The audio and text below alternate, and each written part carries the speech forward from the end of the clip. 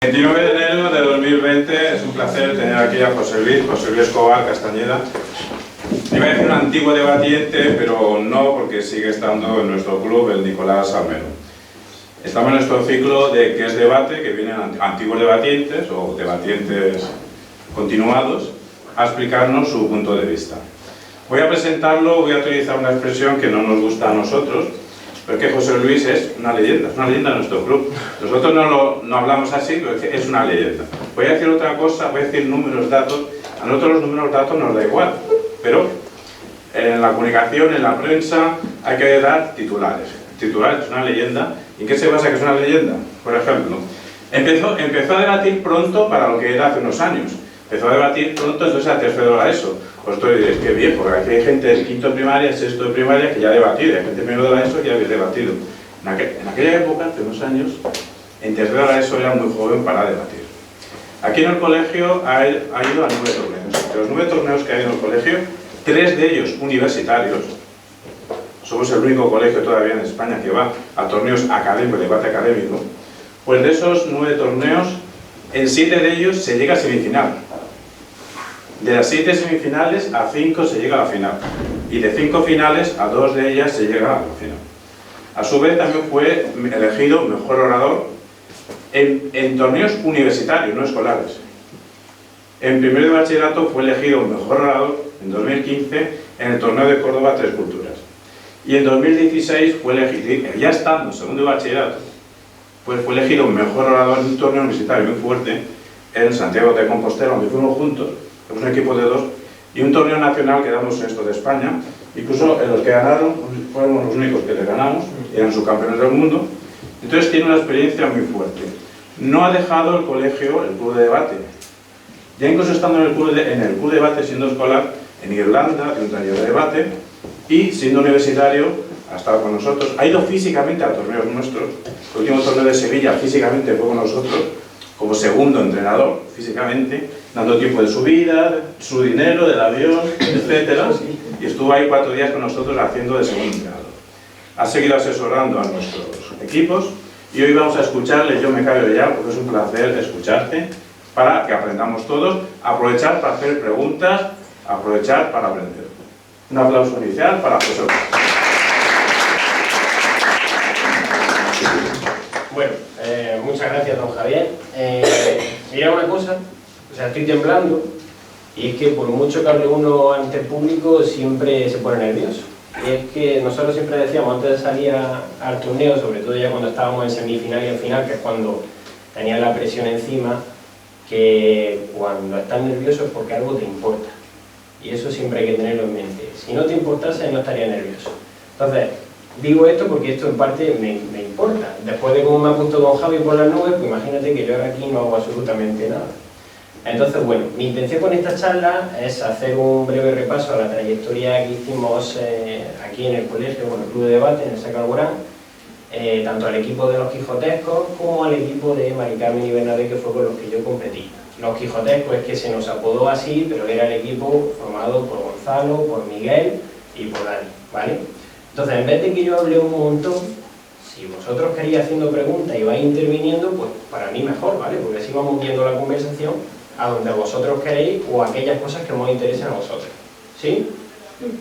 Entonces, ¿por dónde empezamos? ¿Queréis que empiece por el inicio? ¿Preferís que hablemos de los torneos de debate de la competición en sí? ¿De cómo se preparaban los debates? Yo me adapto completamente a vosotros. Porque lo último que quiero es daros... Por el inicio. Por el inicio. Como bien ha dicho don Javi, yo empecé debatiendo en tercero de la ESO. Un poco por la presión dejé durante unos meses de debatir, sobre todo cuando llegó la época de exámenes, y a partir ya del cuarto, primero y segundo bachillerato, pues fue cuando verdaderamente empecé a debatir en serio. Al final todos los alumnos del cole terminan debatiendo, bien sea en filosofía o bien sea en debate de competición. Pero bien es cierto que yo en el tema de competición disfrutaba mucho. Al igual que a mí nunca se me ha dado bien el fútbol, pero igual que mucha gente iba y competía a fútbol, pues a mí me gustaba competir en debate. Y aunque suene un poco friki, era de todo menos friki, porque luego te dabas cuenta de que había muchísima gente bastante buena en los debates de competición, y la estrategia, la preparación, la fuerza mental que hay que tener, e incluso física, porque hasta don Javier nos regulaba las dietas, pues es bastante fuerte, y sobre todo cuando se está en un torneo de debate nacional, pues sabes que no solamente eres tú, es también a quien representas. Y ya no solo a quien representas, que en este caso era el cole, sino que además, cuando la liabas, pues también estabas penalizando a tu equipo. Entonces la presión es fuerte, sobre todo cuando se va llegando a las etapas finales del torneo. Pero yo empecé como vosotros, empezó a gustarme, lo hacíamos ya en clase, yo tuve la suerte de empezar en tercero y en cuarto, me fue gustando, y cuando entré en primero de bachillerato, pues ya don Javier nos iba dando pautas de seguimiento mucho más precisas, pues para ir preparando los torneos. Yo he estudiado Administración y Dirección de Empresas, todavía no he acabado, pero en la estrategia, si la estrategia en su conjunto podemos deducirla en este metro ficticio más o menos, pues la planificación es esto. Luego ya la ejecución y el control viene después, pero la preparación y la planificación de las cosas es lo más importante. Y en un torneo de debate, los torneos se ganaban en la preparación y en la planificación. Desde el momento en el que se decía el tema del debate, ya es una carrera contrarreloj por ver qué equipo dedica más tiempo, por ver qué equipo investiga más y por ver qué equipo sabe construir la línea de defensa más fuerte. Luego, cuando ya se llega allí, ya es la puesta en escena. Para cuando una semana antes de llegar al torneo todo tiene que estar aprendido y allí simplemente es un trámite, un proceso, disfrutarlo, pasarlo bien. Pero verdaderamente donde está la importancia del asunto es en la preparación. Entonces nosotros dedicamos muchísimas horas a preparar y don Javier muchísimas horas a leer y luego redactábamos los dosieres de debate, que eran auténticos libros de investigación con los que se construyen las líneas de defensa. ¿Os estoy aburriendo? No. Cuando eso queréis cambiar de tema ya sabéis, mano y seguimos. Entonces, bueno, pues después de 9 torneos, pues al final son 9 libros. Que no son 9 libros porque hay que tener en cuenta que también se redactaban contrarrefutaciones y se hacían 2 posturas, tanto a favor como en contra. Es decir, que tenemos bastantes más publicaciones. Pero bueno, de esa experiencia se aprendió una cosa, lo que os he dicho, que la preparación lo es todo y Dios te libre de enfrentarte a un equipo que le ha dedicado una hora más que tú a preparar el tema. Porque si ellos lo han preparado mejor que tú tienes poco que hacer. Y ahora os voy a decir una cosa que es bastante importante, para mí, al menos en mi experiencia como debatiente. Tú puedes prepararlo todo, puedes redactar 50 páginas de dossier, puedes incluso redactar cuáles van a ser las contrarrefutaciones que te va a hacer el equipo contrario, puedes redactar incluso las preguntas que sabes que te van a preguntar. Pero en el momento de debatir, el debate no se gana hablando, el debate se ganaba escuchando. Toda esa preparación que ha hecho, muchas veces no es para soltársela a los jueces, muchas veces no es ni siquiera para contarla ahí, es para saber cuándo el equipo contrario está cometiendo errores de estrategia y cuándo es el momento de empezar a preguntar y cuándo es el momento de empezar a refutar. Realmente, y eso es una cosa que yo no la aprendí y creo que el equipo tampoco, pues hasta ya los últimos torneos, y es que los debates se ganaban escuchando. Nosotros íbamos muy nerviosos, estábamos muy centrados en decir todo lo que teníamos que decir y supongo que a los que ya habéis debatido y habéis estado en torneo pasa eso. Oye, si ya me he preparado una cosa, es lo que voy a decir. Pero muchas veces no hay que decir nada. Simplemente si escuchas lo que están diciendo los otros te das cuenta de que hay errores de contenido, que hay errores de estrategia, que hay desorganización entre su equipo y muchas veces lo único que hay que hacer es darle la vuelta a lo que están diciendo. Simplemente hacer intervenciones haciéndole ver al público y a los jueces que su estructura lógica o su razonamiento no tiene sentido. ¿Sí? Después de esta pequeña alteración de sistema. ¿Sí? Entonces, a nosotros nos pasaba mucho eso, que estábamos debatiendo y cuando terminábamos el debate, don Javier nos echaba una bronca monumental porque realmente el debate había estado ganado incluso en la primera o la segunda intervención. Nosotros habíamos apurado hasta el final, contando lo que habíamos hecho, sacando material fuera del dossier que luego probablemente nos iba a servir para otro encuentro, y eso, pues bueno, pues dentro de la estrategia se va aprendiendo. Ahora bien, puede ser que el que tenga enfrente no cometa errores de contenido, no cometa errores de estrategia, verdaderamente sabe qué está diciendo, te está empezando a refutar lo poco que tú has dicho. Entonces, cuando el debate sí exige del desarrollo y de la construcción de argumentos que se han preparado previamente. Y ahí es donde se debate de una forma muy profesional. Cuanto más fuerte es el equipo que hay enfrente, mejor el debate y de mucha más calidad todo lo que se dice. Y eso lo damos cuenta. Si nos si teníamos delante un equipo muy bueno, el equipo siempre lo hacía mucho mejor de lo que lo había hecho en los encuentros anteriores. ¿Por qué? Porque se empiezan a enfrentar ideas, se empiezan a enfrentar estrategias, se empiezan a enfrentar argumentos, y entonces cuando los debatientes, cuando ya las refutaciones adquieren una presión mucho mayor, porque en las refutaciones es donde se está definiendo el debate, en quién argumenta y en quién destruye, mucho más, ¿vale?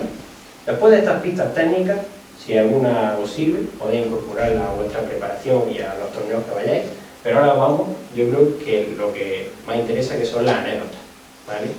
Todas aquellas cosas, pues si se me permite la expresión, todas aquellas perrerías que hicimos en los torneos y que al menos pues, nos dejan recuerdos de los que yo todavía me sigo acordando y me alegra mucho acordarme de ellos, ¿vale? Entonces, hay una que por así decirlo es la más conocida y probablemente no sé si don Javier ya la habrá contado, que fue la final de Conacento en el torneo autonómico de jóvenes promesas aquí en Andalucía.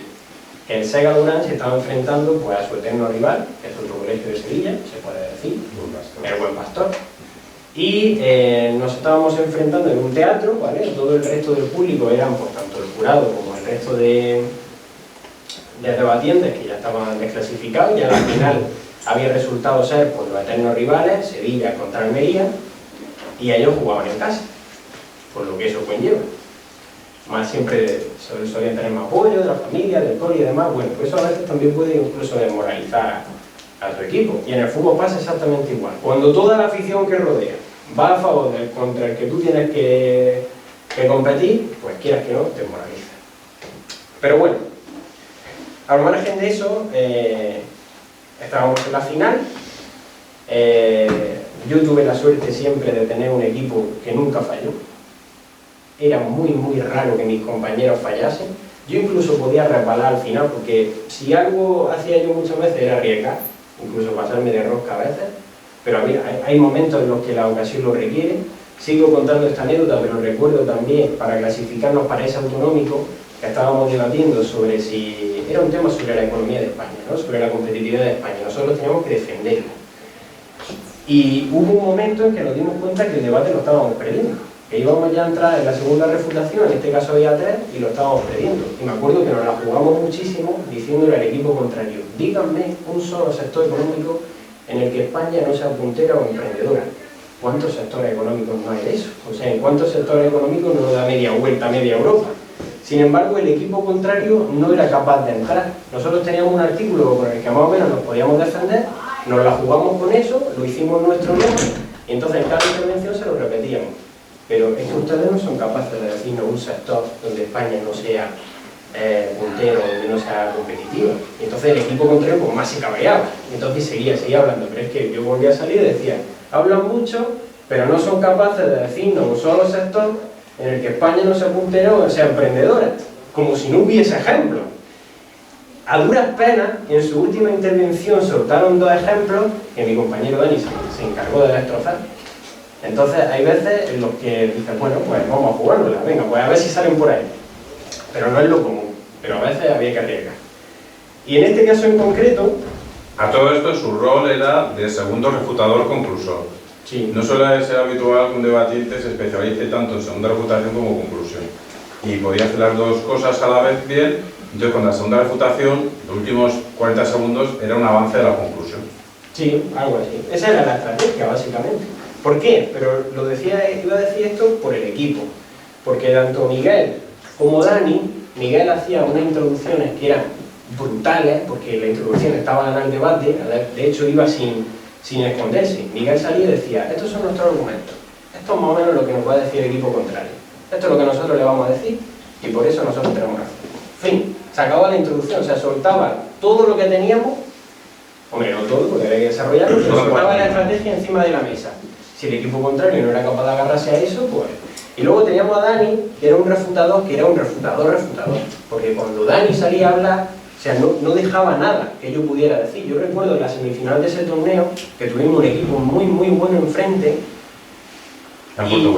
sí, y apuntamos 7 puntos que le íbamos a refutar. Dani y yo coincidíamos más o menos en la lista. Dani salió y en 3 minutos lo había refutado todo. O sea, cuando yo me fui a levantar de la silla, yo me acuerdo que le dije, digo, no me has dejado nada para decir.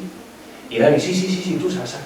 Digo, pero si es que has dicho el dossier entero, o sea, todo. O sea, imaginar un libro de 50 páginas, todo explicado en 3 minutos. Y tú dices, ¿y ahora qué? ¿Ahora qué aportamos aquí? Y me acuerdo que me giré detrás de la mesa y le dije a don Javier, digo, no llevo nada. Si veis que eso, echadme una mano. Y todo, sí, tú sabes.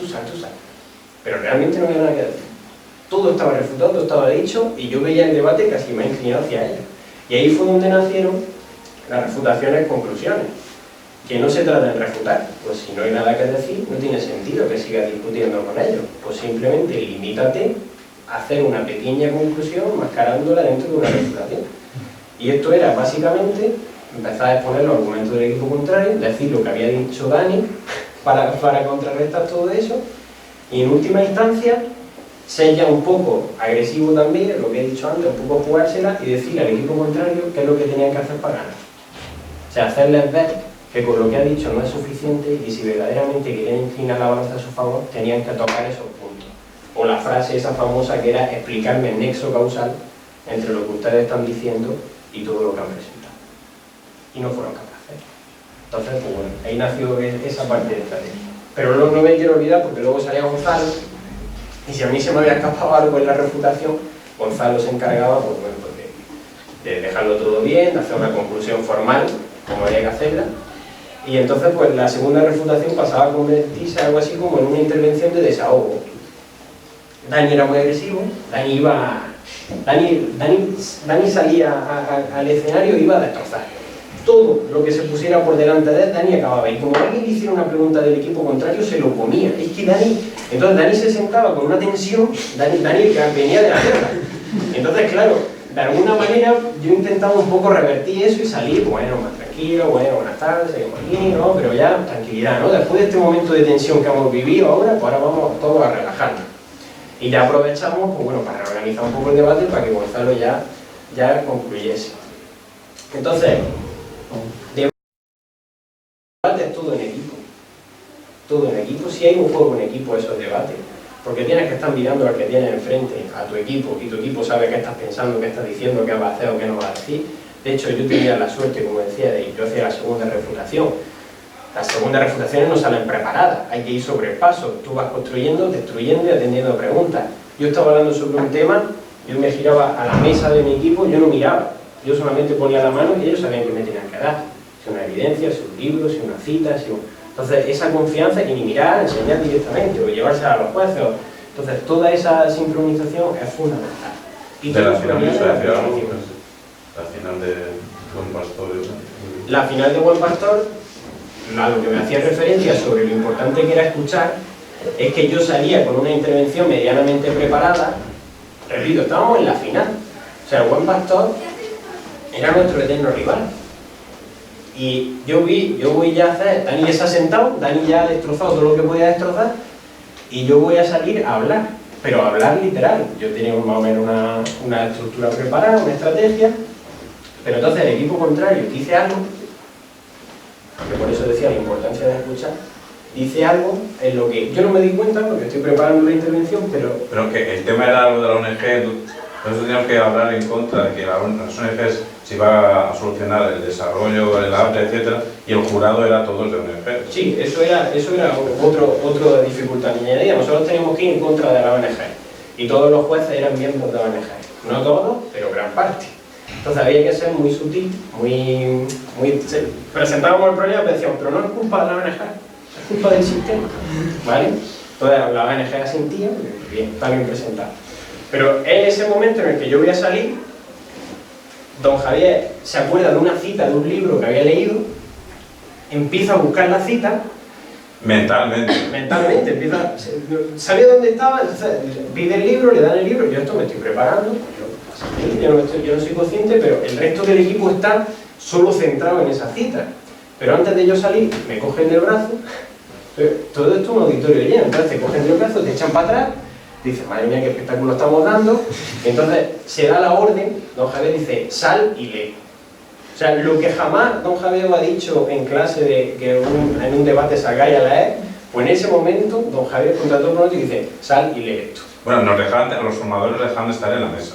Sí, claro, estaba con nosotros don Javier. Dice, sal y lee esto. Claro, y Yo digo, sí, ya. O sea, yo literalmente en mi mente estaba cerrar el libro y seguir con lo mío. Yo no iba ahora a cambiar mis planes. Pero don Javier insiste. No, y Dani te dice. Y entonces Dani dice, si don Javier te ha dicho que lea eso, tú lees eso. Entonces, claro, yo, al ver la presión, mi equipo mirándome con ojos abiertos como platos, todo, sí, pero con los dientes apretados, como diciendo, lea eso. Y yo digo, bueno. Entonces, hay un momento, yo salgo con un libro en medio de un escenario, todo el auditorio mirándome, yo cojo, leo una frase, miro para el frente, los miro a ellos, y yo pensando, ¿y ahora qué se supone que tengo que hacer? Y ellos... Irán. Y yo... Miro el libro, todo el crono andando. El auditorio en shock, dice, ¿qué ha pasado? Se ha perdido, se ha liado. Entonces pues yo, recurso, la vuelvo a leer. Leo la frase otra vez, los miro a ellos, para adelante, y entonces hay un momento en que yo hago clic. Yo me acuerdo de cómo ha cerrado la intervención el equipo contrario, y me acuerdo y veo que esa frase, o sea, un día por completo, o sea, a partir de ahí se podía retomar y reconstruir todo lo que habíamos dicho, ya para básicamente inclinar el debate hacia nuestro lado. Y entonces a partir de ahí me activo, pero literalmente se pierden 40 segundos de yo leyendo una frase en un escenario, y ya cuando me vengo arriba, ya es cuando ya los miro a ellos como diciendo, sí. Ahora sí, ya sí. Pero todo esto solamente habíamos leído la frase, entonces ya cojo, le llevo el libro a los jueces, digo, para que lean la frase, esta es la frase que va a ganar el debate. Y ya empezamos a construir, ya. Pero ocurre también otra cosa en esa intervención, es que yo ya le he enseñado la frase a los jueces, le he explicado cómo se relaciona esto con todo lo que hemos dicho. Para mí el debate está listo. Cierro el libro y digo, ¿y ahora qué? Y me acordaré siempre, toda la vida, que me cogí el libro debajo del brazo y empecé por la filosofía en el escenario. Y dije algo así, pues como, las cosas no son como son. Y yo me quedaba mirando, pero ya todo el mundo asintía, digo, vale, pues a partir de aquí ya es disfrutar. Y eso hicimos, y a partir de ahí fue disfrutar. Y ya quien se estaba preparando muy bien para ese momento era Gonzalo, que tenía la responsabilidad de cerrar todo lo que se había dicho. Y bueno, entonces sí, ¿fui mejorador un par de veces? Sí. ¿Llegamos a la final de muchos torneos? Sí, pero no por mí, sino porque había una preparación muy fuerte. Yo me encargaba de hacer el dossier, pero todos colaboraban por igual. Porque el debate al final es trabajo de equipo y hace falta un buen míster, igual que hace falta en el fútbol. Y porque verdaderamente tenía una parte del debate en la que me podía lucir bastante. Pero jamás me hubiese podido lucir bien si no hubiese tenido un equipo que liaba las que liaba. O sea, si un buen introductor como era Miguel, y luego que hacía unas preguntas que dejaba... De hecho, Miguel tiene la tasa más alta de hacer una pregunta al equipo contrario y que el equipo contrario se siente sin hablar. O sea, que tú estés hablando, que Miguel te hiciese una pregunta y esa persona se fuese y se sentase y había acabado su intervención, no tenía más nada que decir. O sea, hacía unas preguntas brutales. Dani, que era el destroyer del equipo, entonces cuando Dani ya lo refutaba todo, pues mi función era casi más, sí, seguir construyendo, pero a un discurso de persuasión muy cercano con el jurado. Ya estaba todo dicho, ya solamente había que ir con... Pero de muy cercano del jurado, también nos surgió la anécdota de lo de... Eso da para otro formato. Hicimos una técnica que era hablar a medio metro del jurado, pero era por una necesidad. En entorno universitario en Córdoba se levanta con la voz sin voz, tuve que dar un ojo ahí de miel con limón. Bueno, entonces, de miel con limón. Como no tenía voz, a la fuerza tenía que ir adelante de los jueces, porque no podía hablar más lejos. Había pasado un día de debate y yo me había quedado sin voz. Entonces cuando yo hablaba, pues hablaba así. Entonces mezclamos pastillas de todas clases, porque yo creo que tuve una mezcla entre ibuprofeno, paracetamol, en fin, una cosa fuera de lo normal. Y además don Javier me hizo un mejunje natural de esos que eso sabía a rayos. Pero claro, me tenía que acercar tanto a los jueces que ya llegó un momento en que incluso yo le escribía los argumentos en un papel del equipo contrario y me acercaba mucho a ellos, y entonces pues le refutaba así.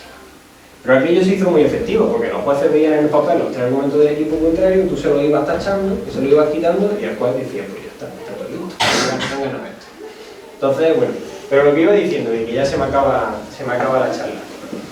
Al margen de todo el currículum que haya dicho don Javier, los premios al mejor orador, y ahora hago un matiz sobre lo que es un orador y lo que es un debatiente, es todo trabajo de equipo, y es todo planificación y preparación. Y si algo puede aportar debate, tanto ahora como en competición, como luego en la universidad, hay universidades que lo intensifican mucho, es no a debatir, a pensar en público, a saber construir, a saber argumentar, a saber persuadir, a planificar todo un tema, a investigar y luego a saber desarrollarlo.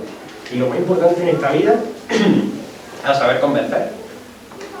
Dentro de una ética, dentro de una responsabilidad, dentro de una profesionalidad y un trabajo bien hecho, tenéis que saber convencer y persuadir. Y eso me enseñó el debate.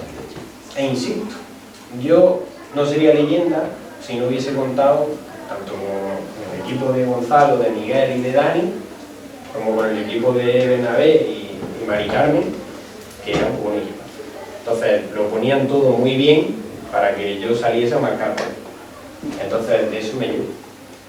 Trabajo de equipo, muchos sacrificios y que luego se nota. Porque si hay una de las pocas cosas que no aprendemos en el cole, es a pensar. Y aunque parezca esto una locura lo que acabo de decir, es eso. Estamos acostumbrados a estudiar, a ser organizados, a planificarnos, pero realmente muchas veces no nos paramos a cuestionarnos ciertas cosas que llevan siendo así tiempo, incluso de las cosas que leemos en las noticias y en los medios. Entonces, ser crítico, pensar y discutirlo todo, no todo, don Javi, pero al menos una parte importante, eso es lo que me enseña el debate. Y eso a lo largo de vuestra carrera profesional se puede notar en muchos ámbitos. Así que por mi parte no quedará más que animaros. ¿Cómo definiría el debate? Buena pregunta.